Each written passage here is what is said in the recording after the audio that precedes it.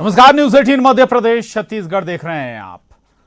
खेल हो या सियासत, माहौल बहुत मायने रखता है। तो 28 सीटों के उपचुनाव में मैदान में उतरने के साथ क्या माहौल बनाने में जुटे हैं सियासी दल? यूं देखिए तो सीटों के गणित के लिहाज से फिलहाल बीजेपी के सामने लक्ष्य छोटा है, लेकिन बीजेपी का पूरा जोर इस पर कि जीत बड़ी कैसे की जाए। जीत हार के मार्जिन को बढ़ाने के लिए है सारा संघर्ष।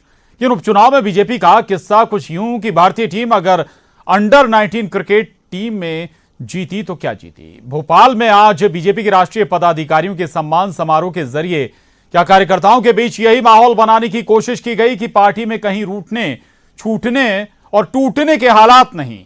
इस सम्मान समारोह का खास चेहरा थे पार्टी के राष्ट्रीय महासचिव कैलाश विजयवर्गीय। उपचुनाव में मालवा निमाड़ की 7 सीटें जिनके खाते में जाती हैं।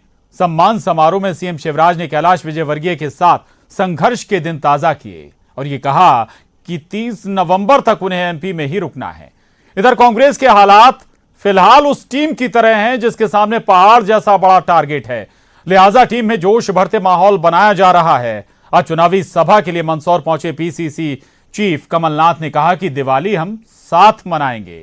तो 28 सीटों के इस उपचुनाव में अब क्या साइकोलॉजिकल वॉर की शुरुआत हो चुकी है? क्या बीजेपी में अब सम्मान से बनाया जाएगा सामंजस्य? सवाल उठे हैं तो जवाब भी देना होगा।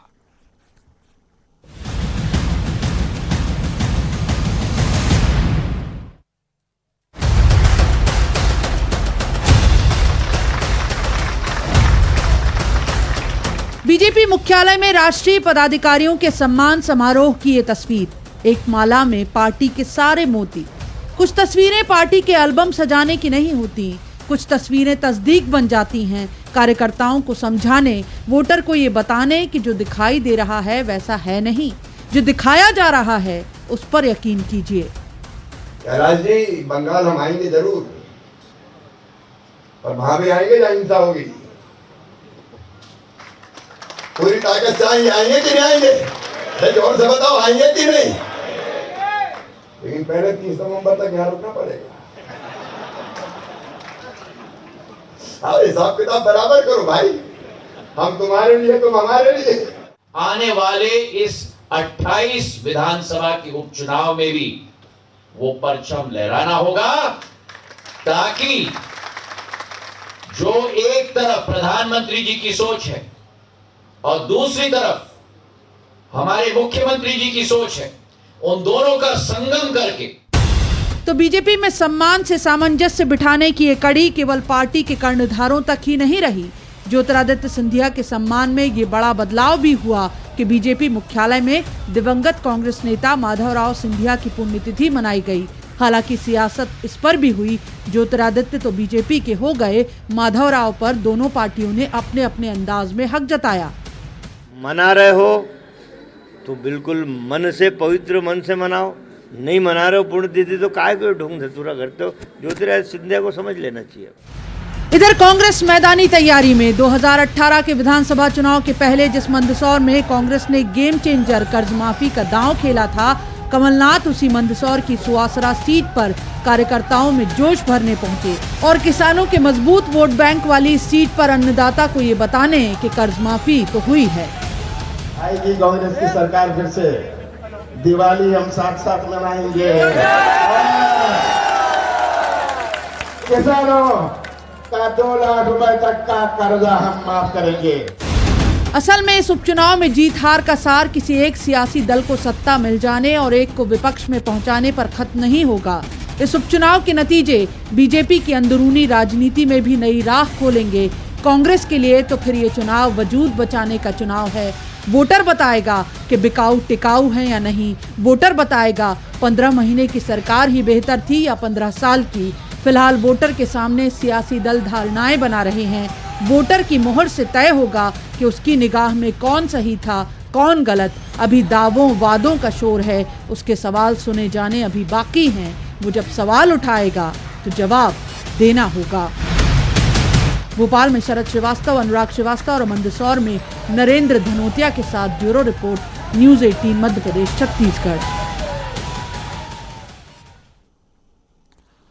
तो कह सकते हैं आपकी कांग्रेस हो या बीजेपी, दोनों अपने नेताओं, अपने कार्यकर्ताओं में मनोबल उनका बढ़ाने की कोशिश कर रहे हैं, या फिर मनोवैज्ञानिक लड़ाई में आगे निकलने का प्रयास, आगे निकलने की कोशिश भी है ये, और रूठों को भी ये संदेश देने की है, कार्यकर्ताओं के अंदर भी ये संदेश देने की है कि सब कुछ दुरुस्त है, सब कुछ ठीक है, कहीं कुछ भी गड़बड़ है नहीं। और बात केवल यहां तक नहीं है, बल्कि बात उन मुद्दों पर भी जाएगी। आखिर किसान कर्ज माफी को लेकर कमलनाथ अभी भी दावा कर रहे हैं कि कर्ज माफी हुई है। मंदसौर पहुंचे थे जहां से इसकी शुरुआत हुई थी। कह सकते हैं कि ये टर्निंग पॉइंट था कांग्रेस के लिए 2018 से पहले के लिए, और वहीं से चीजें कांग्रेस के पक्ष में बनी थी। 2018 में फिर सत्ता भी हासिल हुई। बहरहाल देखना होगा कि चीजें अब किस 3 तारीख को जब वोटिंग होगी और 10 तारीख को जो नतीजे आएंगे उनमें किस करवट चीजें बैठती हैं। बहरहाल चर्चा करने के लिए 3 खास मेहमान हमारे साथ इस वक्त जुड़ रहे हैं। कुणाल चौधरी हैं, विधायक हैं कांग्रेस के, और आशीष अग्रवाल जी हैं हमारे साथ, प्रवक्ता बीजेपी के। वरिष्ठ पत्रकार दिनेश गुप्ता जी हमारे साथ हैं। बहुत स्वागत है आप तीनों का इस चर्चा में। आशीष जी, चर्चा की शुरुआत आपसे। अमूमन देखा नहीं गया है बीजेपी के अंदर, तो कम से कम ये नहीं देखा गया कि राष्ट्रीय कार्यकारिणी में अगर आपको जगह मिलती है, आप पदाधिकारी बनते हैं, तो प्रदेश बीजेपी कार्यालय में आपका भव्य स्वागत हो जाए, खुद मुख्यमंत्री पहुंच जाए, कसीदे गढ़ें।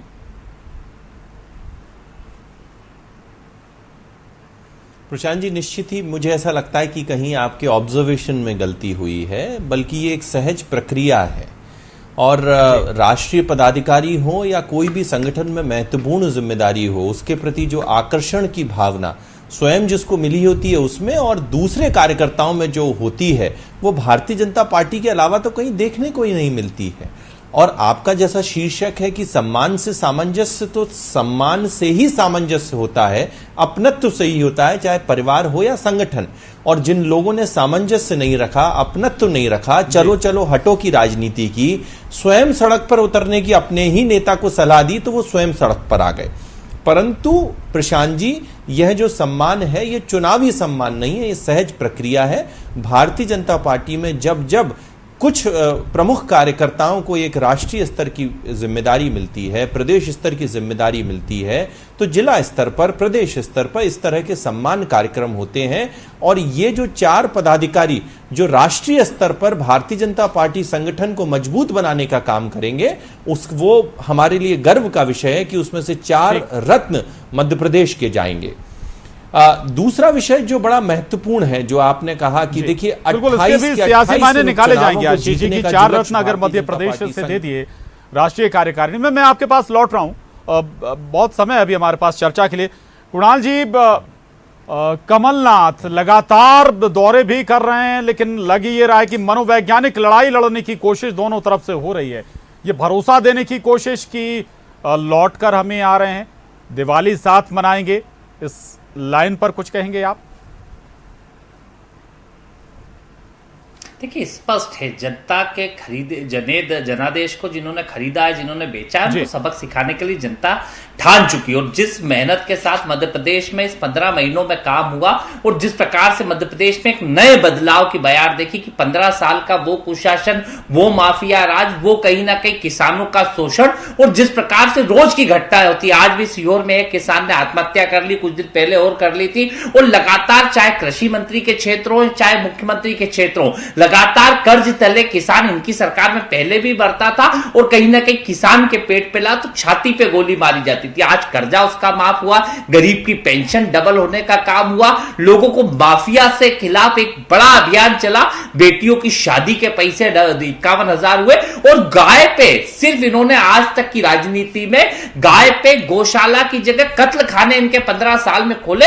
जनता ने देखा कि गौशालाएं कैसे इस 15 महीने के अंदर खुली है। तो ये जनता जनार्दन तय करेगी। और जिन बिकाऊ लालों ने मध्य प्रदेश की जनादेश को बेचा है, कि जमानत जब्त करेगी। जो आपने कहा ना, हार जीत का अंतर स्पष्ट है कि हार के अंतर को कितना एक कम कर पाते हैं। लड़ाई भारतीय जनता पार्टी की उतनी है, 28 की 28 सीटों पर जमानत जब्त भारतीय जनता पार्टी की होगी। क्योंकि ये जनादेश जब जनता देना जानती है, जनादेश को बेचने वालों को सबक सिखाना भी जनता जानती है। तो आप देखेंगे कि इस बार का मंगल जो होगा वो कमलनाथ जी के लिए बेहतर होगा। कुणाल जी, बीच में रोक रहा हूं, आपको टोक रहा हूं। एक सवाल ये भी, किसानों का जिक्र किया आपने, बिकाऊ टिकाऊ पर भी आऊंगा।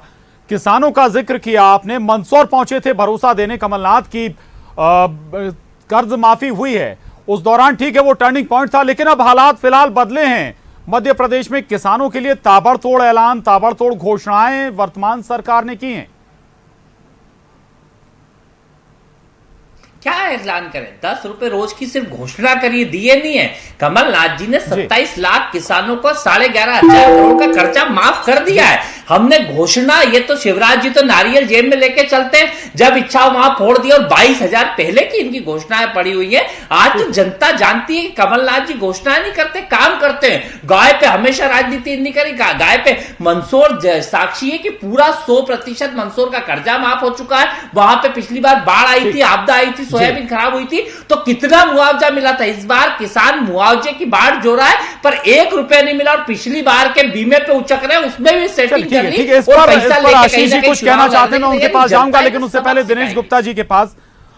दिनेश जी, जो बीजेपी में आज देखा, बीजेपी दफ्तर में आज देखा, मैं उस पर बाद में बात करूंगा कि माधवराव सिंधिया की पुण्यतिथि भी मनाई गई, लेकिन आज जो भव्य आयोजन हुआ, ये अमूमन ऐसा क्या बीजेपी में आपने देखा है? क्या ये हम नहीं माने कि रूठों को मनाने की या वाकई में सामंजस्य बैठाने की कोशिश है? मालवा की 7 सीटों पर फोकस है, वहां कुछ गड़बड़ ना हो जाए? बिल्कुल प्रशांत जी, ये जितनी कवायद होती है चुनाव के दौरान, जो इस तरह के आयोजन जो है, आप इसे बहुत सामान्य प्रक्रिया नहीं कह सकते। और कैलाश विजयवर्गीय जी जो है, आप बीच में हमने देखा, वो कहीं ना कहीं रूठे से दिखाई दे रहे थे, और निश्चित तौर पर उनका उस क्षेत्र में प्रभाव है। सुधीर गुप्ता जी हैं, वो तो उनके संसदीय क्षेत्र में ही चुनाव होना है। तो एक संदेश जो है भारतीय जनता पार्टी कार्यालय से देना चाहते हैं कि हम सबके बीच में समन्वय है, कोई भी जो है अलग अलग डायरेक्शन में नहीं जा रहा है। ये सबसे महत्वपूर्ण है कि आप जो है एक दिखे भी नहीं, और एक होकर युद्ध भी लड़ाइए। जब आप जिस तरह से हम कह रहे हैं ना कि साइकोलॉजिकल पार वोटर के साथ चल रहा है, तो इसमें जो है सबसे महत्वपूर्ण ये है कि एक होने का दिखे भी। हम सबसे जो समस्या आ रही थी, जो नीचे ग्राउंड लेवल से जो एक चीजें चल रही थी कि भारतीय जनता पार्टी में जो नए सदस्य आए हैं, उनको लेकर वर्कर कंफर्टेबल नहीं है। ये भी बात आ रही थी कि कार्यकर्ता चुनाव प्रचार में रुचि नहीं ले रहा है, या जो नए उम्मीदवार घोषित होने हैं या जो उम्मीदवार हैं, उनके साथ समन्वय नहीं बन पा रहा है। तो वो नीचे का समन्वय तब होगा जब ऊपर बड़े नेताओं में समन्वय की स्थितियां बनेगी।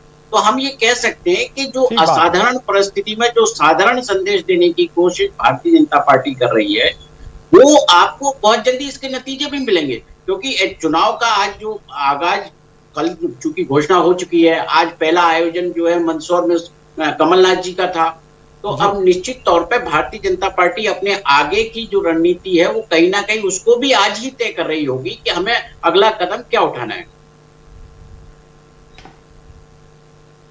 बिल्कुल बिल्कुल, बहुत महत्वपूर्ण है अगला कदम, अगले कदम की तैयारी बीजेपी, और स्वाभाविक है हालांकि चुनाव बहुत अच्छे से लड़ती है बीजेपी, ये कहा जाता है, दिखता भी है कैडर बेस। आशीष अग्रवाल जी, कुछ जवाब भी आप देना चाहते थे इसमें? साथ में मैं ये भी जोड़ूंगा कि आप लोगों के ऊपर ठीक है कि शायद वो दबाव नहीं होगा कि 9 सीटें अगर आप जीतते हैं तो आप सरकार में बने रहेंगे, बल्कि ये कहें कि मेजॉरिटी आपके पास हो जाएगी, दूसरों का सपा बसपा का सहयोग आपके पास है, लेकिन एक दबाव जरूर है कि कितनी बेहतर जीत, कितनी ज्यादा सीटें आप लोग जीत पाते हैं, या बड़ी मेजॉरिटी। आशीष जी, देखिए प्रशांत जी, सबसे पहले तो कोई दबाव नहीं है, बल्कि ये आनंद का विषय है कि एक सरकार जो भ्रष्ट थी, जो वादा खिलाफ थी, वो अब हट चुकी है, और एक ऐसी सरकार जिसने हमारे कार्यकर्ताओं को कुचला, परेशान किया और चुन चुन के निशाना बनाया, आज हमारा कार्यकर्ता उस सरकार के मुखियाओं से बदला लेने के लिए निकला है, कमलनाथ और दिग्विजय सिंह जोड़ी को परास्त करने के लिए निकला है। और ये हम चाहते हैं कि ये जो जीत है ये 28 में से 28 हो। देखिए, कुणाल जी कह रहे थे कि किसानों पे गोलियां चलाना, तो मुझे याद आ गया 1998 का वो मुल्तई कांड, जब इनकी सरकार ने दिग्विजय सिंह के नेतृत्व में 23 किसानों को जिंदा भून दिया था। अरे ये नीति और ये संस्कृति तो कांग्रेस की है। जहां तक मंदसौर का विषय है, तो जब कांग्रेस की 15 माह की सरकार आई तो उन्होंने स्वयं क्लीन चिट दी कि वहां पे गोलियां गलती से चली। दूसरी बात, वहां के मतदाताओं ने, वहां के किसानों ने इसी विधानसभा चुनाव में जो पहले हुए थे, उस मंदसौर लोकसभा की 8 में से 7 विधानसभा सीट भारतीय जनता पार्टी को जिताई। ये अपने आप में एक प्रमाण है कि किसान को लेके जो भ्रम कांग्रेस ने बुना वो गलत था। तीसरा विषय, ये जो बात कर रहे थे कि जनता क्या करने वाली है। अरे 15 माह में कांग्रेस ने किसको छोड़ा? इन्होंने किसानों को छला, बेरोजगारों को छला, बेटियों को छला, महिलाओं को छला, युवाओं को छला। अब तो ये इस बात को सुनिश्चित करें कि कितने कैंडिडेट की इनकी जमानत बचती है। बाद बाकी ये तो तय है कि 10 नवंबर को जब इन उपचुनावों का रिजल्ट आएगा, वो दिन दिग्विजय सिंह और कमलनाथ की राजनीतिक जीवन का आखिरी दिन होगा और यह तय हो जाएगा कि मध्य प्रदेश में जो वादा खिलाफी करेगा वो नहीं स्वीकार होगा और मध्य प्रदेश में सिर्फ विकास की बात होगी। ठीक बात है, विकास की बात होगी, आप कह रहे हैं। कुणाल चौधरी जी, पहाड़ जैसा स्कोर, क्रिकेट में कहा जाता है कि अगर बड़ा स्कोर आपके सामने है तो दबाव में टीम वैसे ही आ जाती है। कहीं वैसी ही स्थिति तो नहीं है अब कांग्रेस के साथ? देखिए, कोई दबाव की स्थिति नहीं। और स्पष्ट जो जनता का ये चुनाव उन बिकाऊ लाल मिलावट राम वर्सेस मध्य प्रदेश की जनता का चुनाव, और जब जनता का साथ होता है, स्पष्ट आप सुहासरा की आज धरती पे स्वागत देख सकते थे। जनता जिस प्रकार से सड़कों पे थी, और शिवराज जी की पिछली सभाएं देख सकते हो क्या स्थिति है। इधर उधर की बात कर रहे हैं तो 22,000 झूठी घोषणा करने वाले मुख्यमंत्री बिल्कुल की जितने पूरी, और कर्जा चढ़ाने वाले लोग हमसे बात करें, कर्जा माफ किया है और पूरी ताकत के साथ किया है। गरीब को पेंशन बढ़ाइए, बेटियों की शादी के पैसे बढ़ाएं, जिसे कम करने की तैयारी कर रहे हैं। चिंता मत करो, जनता सबसे हिसाब देती है और जनता जब जवाब देती है ना, तो ताश के पत्तों की तरह वह दे जाते और चित्ते मैनेजमेंट, और ये दिल्ली में भी इनके रखे रह गए और कई मैनेजमेंटों को जनता उखाड़ चुकी है। इस गलत फहमी में रहे, बहुत खुशी की बात है कि भारतीय जनता पार्टी किस गलत फहमी में रहती है। हमारा एक एक कार्यकर्ता तैयार है, जनता तैयार है कि जिन्होंने जनता के जनादेश को बेचा है और इस देश के लोकतंत्र को बचाने के लिए जनता एक साथ खड़ी हुई है और ताकत के साथ इनको सबक सिखाने वाली है। क्योंकि ये गाय पे सिर्फ राजनीति करी, गौशाला खोली कि नहीं खोली, पेंशन 600 हुई कि नहीं, जिसको 3 महीने से इन्होंने पेंशन है गरीब को नहीं दी है, उस गरीब की पेंशन रोकने का काम कर दिया। जो बेटियों की शादी के 51,000 थे उसे 28,000 करने का काम कर रहे हैं, और जो कुछ सम्मेलन के बचे हुए थे उन्हें रोकने का काम कर रहे हैं। आत्महत्या किसान की रोज हो रही है और कृषि मंत्री कह चुका है कि कर्जा माफी करना पाप है, हम तो नहीं करेंगे। सबको मालूम है कांग्रेस आएगी तो ही कर्जा माफी होगी, भारतीय जनता पार्टी करने वाली नहीं है। ये झूठ और ढकोसले की राजनीति, सदन के अंदर जवाब कुछ और देते, बाहर कुछ इधर उधर की बात करते। मुझे लगता है किसानों की बात आते इनका मानसिक संतुलन खराब हो जाता है और बीजेपी के कई नेताओं के मानसिक संतुलन भी खराब है। और आपको लगता है, कुणाल जी को लगता है कि किसान एक बार फिर कांग्रेस की जो नैया वो पार लगाएगा? हालांकि बहुत बड़ा स्कोर कांग्रेस को अचीव करना होगा, चूंकि सपा बसपा भी हाल फिलहाल साथ नहीं है, सत्ता में बीजेपी है, तो वो समीकरण भी कुछ बदले होंगे। यानी कि ज्यादा से ज्यादा सीटें अगर कांग्रेस वापसी चाहती है तो करनी होगी, सीटों पर जीतना होगा। मैं दिनेश जी के पास जाऊं, छोटा सा कमेंट, आशीष जी जवाब देना चाहते हैं कम शब्दों में प्लीज। देखिए, जब कुणाल जी जो मेरे अच्छे मित्र हैं बिकाऊ शब्द इस्तेमाल करते हैं, मुझे ऐसा लगता है अपने वोट कटवा देते हैं, क्योंकि पूरा मध्य प्रदेश और देश जानता है कि बिकाऊ वो और उनका दल जिनका धंधा चंदे का धंधा है, बिकाऊ वो जिनके लिए नेशन फर्स्ट नहीं डोनेशन फर्स्ट है। अरे किसने चीन से चंदा खाया, किसने एड से लेके जेड तक जितने भी भ्रष्टाचार के घोटाले किए, तो बिकाऊ तो ये हैं और इनका प्रथम परिवार है और वो माँ बेटे हैं जो जमानत पे चल रहे हैं। जहां तक ये नारियल फोड़ने की बात कर रहे हैं, कुणाल जी मैं बोल दूं, जहां तक ये नारियल फोड़ने की बात कर रहे हैं, तो हाँ, हम नारियल फोड़ते हैं और जनता तक उस काम को करके पहुंचाते हैं। 23 मार्च के बाद जब से कमलनाथ जी की सरकार गई है और शिवराज सिंह जी की सरकार आई है, 40,500 करोड़ रुपए विभिन्न योजनाओं के माध्यम से मध्य प्रदेश के लोगों को डीबीटी के माध्यम से पहुंच चुके हैं। और इनकी सरकार थी तो खजाना खाली होने की बात करती रहती थी। तीसरी बात, जो लोग गाय और भगवान श्री राम की बात करते हैं उनकी आस्थाएं चुनावी होती हैं। एक तरफ तो ये केरल के चौराहे पर गौवंश को काट के खाने की वकालत करते हैं और मध्य प्रदेश में आके गौशाला बनवाने की बात करते हैं जो आज तक नहीं बनवाई। जो लोग भगवान श्री राम को काल्पनिक बताएं, मंदिर जाने वालों को छेड़ने वाला बताएं और कार सेवकों पे गोली चलाएं, वो गाय की बात ना करें। इनकी नकली आस्थाएं पूरा देश जानता है। इतना झूठ कैसे सुनते हो आप? किरण रिजिजू जी के बारे में बता रहे हैं, बोलिए कुणाल जी के बारे में बता रहे हैं, कहीं ना कहीं ये बता रहे हैं कि किरण ये किरण रिजिजू अच्छा, जी के बारे में भगवान आप लोगों से दोनों से अपील है कि कृपया मध्य प्रदेश पर केंद्रित रहें। जो रुकवाने के लिए खड़े होते थे और सच्चाई तो स्वीकारो।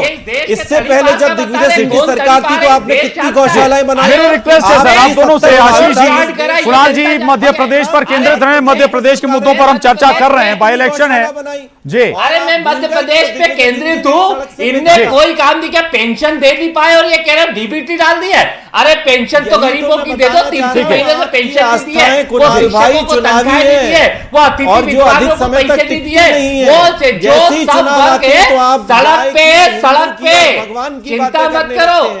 अरे उठक बैठक मत करो, चिंता मत करो, गौशाला देख लेना। मुसलमान समाज हमें वोट नहीं देगा तो हम हार जाएंगे। अरे तुष्टीकरण की राजनीति करने वाले आप दोनों से रिक्वेस्ट है प्लीज, गौशाला जाके देख लेना। जी एक एक कर अपनी बात रखिए, मैं आप दोनों के पास आऊंगा। दिनेश जी तो भगवान मैं आ रहा हूं, आप दोनों के पास आ रहा हूं। दिनेश जी सवाल बहुत साफ है, ये शायद कांग्रेस भी समझ रही होगी कि बहुत बड़ा स्कोर है कांग्रेस के सामने। 20 सीटें भी अगर कांग्रेस जीत ले तो शायद सत्ता में वापसी ना कर पाए, कम से कम 25, 26, 27 आंकड़ा यहां तक पहुंचे तब कोई संभावनाएं बनेगी। लेकिन बीजेपी के सामने भी वही स्थिति है कि अगर आपने ग्वालियर चंबल से केवल सीटें जीती तो आप फिर दबाव में रहेंगे, आपको मालवा से भी सीटें जीतनी होंगी, बड़ा स्कोर भी रखना होगा ताकि फ्री हैंड तरीके से शिवराज जी काम कर पाए। दिनेश जी। प्रशांत जी, जो राजनीति मध्य प्रदेश में चालू हुई है उसमें अब स्पष्ट बहुमत ही जो है एकमात्र विकल्प है किसी भी पार्टी के लिए। कांग्रेस यदि 28 की 28 सीटें जीत भी ले तो जो है वो फिर उसी स्थिति में खड़ी हो जाएगी। फिर उसे ऐसा ना हो कि एक नया संकट यदि किसी को खरीदने बेचने की जो बातें चलती हैं वो यदि फिर कोई घटनाक्रम हो गया तो फिर समस्या नई तरह की। लेकिन आप जो है इतना बड़ा स्कोर है, थोड़ा सा जो है चुनौती भरा तो होता है। लेकिन आप देखिए कि 15 महीने का जो सरकार रही है कमलनाथ जी की, वो उसको लेकर एक लोकसभा का चुनाव इसी बीच हो चुका है, उसके परिणाम हमने देखे हैं कि लोग क्या सोचते हैं। अब ये जो इतनी जल्दी फिर मैंडेट के लिए जाना पड़ रहा है कमलनाथ जी के लिए, तो निश्चित तौर पर उनकी तो जो है एक परीक्षा है उनके लिए, क्योंकि उनको अपना जो है ये साबित करना है कि वो 15 महीने में जो काम किया था वो पहले। इस पर भी आपका एक छोटा सा रिएक्शन चाहूंगा। आज पुण्यतिथि भी मनाई गई माधवराव सिंधिया की, अब इस पर भी कह सकते हैं कि कोशिश होगी बीजेपी या कांग्रेस में दावा भी होगा, माधवराव सिंधिया की विरासत को भी एक तरह से कैश करने की कोशिश होगी दोनों की तरफ से। देखिए, जो दिवंगत हो चुका है और यदि नहीं करते, कांग्रेस पार्टी नहीं करती तो शायद जो है उसको ज्यादा जो थोड़ा सा लोग उसको आलोचना करते। लेकिन चूंकि उन्होंने एक जो है जिस तरह से आयोजन किया है वो एक अच्छा सराहनीय। देखिए, राजनीति में किसी भी दल का व्यक्ति हो, यदि बड़े कद का है और वो बड़ी जो है उसका योगदान है भारतीय राजनीति में, तो निश्चित तौर पर उसके इस तरह के आयोजन हर दल को करना चाहिए। भाई, अटल बिहारी वाजपेयी जी का भी हम आयोजन करते हैं। आप देखेंगे कि जो है इंदिरा गांधी और सभी एक दूसरे का नेताओं का सम्मान करेंगे तो फिर ये जो है कोई विवाद इनमें होता नहीं है। बिल्कुल ठीक बात है। ये एक अच्छी परंपरा है जो नजर आई बीजेपी दफ्तर में, ये दिनेश जी कह रहे हैं, बहुत महत्वपूर्ण है। और देखना होगा कि चुनावी जंग दरअसल कई मोर्चों पर लड़ी जा रही, ना केवल मनोवैज्ञानिक स्तर पर लड़ाई लड़ी जा रही है, रैलियां हो ही रही हैं, लगातार कार्यकर्ताओं को बूस्टअप किया जा रहा है। कार्यकर्ता के दम पर ही स्वाभाविक है कि कोई भी सियासी दल सियासी जंग में उतरता है, और ये कोशिश कांग्रेस बीजेपी की तरफ से हो रही है। जो रूठे हैं, जो नाराज हैं, जो कभी छिटके हुए थे, उन्हें भी वापस लाने की हर मुमकिन कोशिश जारी है। बहुत शुक्रिया कुणाल जी, आशीष जी, दिनेश जी, बहुत धन्यवाद हमसे चर्चा करने के लिए। और डिबेट में बस इतना ही, खबरों का सिलसिला जारी है।